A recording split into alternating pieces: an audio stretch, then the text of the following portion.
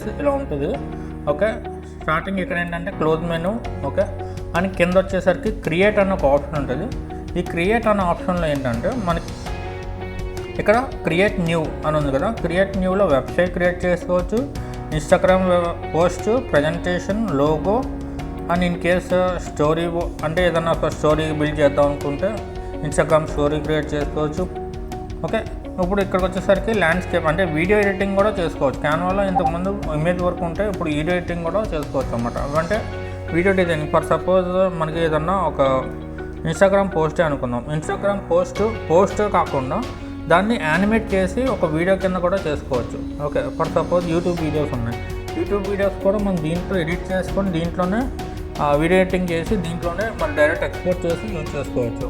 Okay, దీనికి ఒక time line ఉంటుంది అండ్ ఎడిటింగ్ ఎలా చేయాలని కూడా నేను స్టెప్ బై స్టెప్ చూపిస్తాను. ఓకే, అండ్ ఇక పోర్ట్రేట్ అనేసరికి ఏంటంటే ల్యాండ్స్కేప్ అంటే కంప్లీట్లీ మొబైల్ ఇప్పుడు ఇలా చూస్తే ల్యాండ్స్కేప్. ఓకే, ఇలా చూస్తే పోర్ట్రేట్ అనమాట.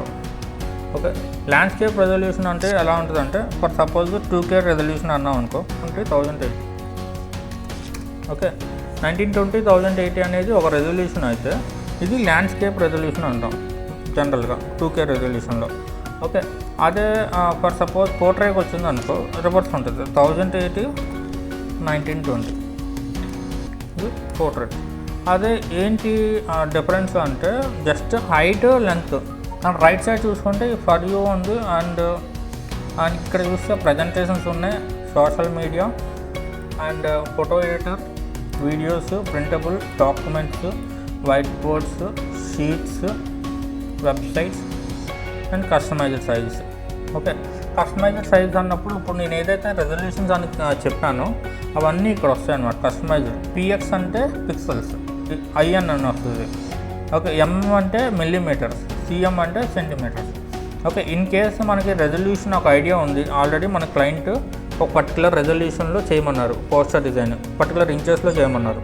అప్పుడు డైరెక్ట్గా నువ్వు ఇక్కడ వచ్చేసరికి కస్టమైజర్ పెట్టేసుకుంటే ఒక సపరేట్ న్యూ డిజైన్ అనేది క్రియేట్ చేసుకోవచ్చు. పిక్సెల్స్లో ఇప్పుడు నేను చెప్పాను కదా 1920 1080. ఇప్పుడు ప్రజెంటేషన్ చేస్తున్నావా, డెస్క్టాప్ వాల్పేపర్సా, సమ్ క్యాలెండరా, వీడియోనా, వాట్ ఎవర్ ఏది కావాలనుకుంటున్నావు అనేది ఇక్కడ డిసైడ్ చేసుకోవచ్చు. ఇక్కడ వచ్చింది క్రియేట్ న్యూ డిజైన్ క్లిక్ చేస్తున్నావు.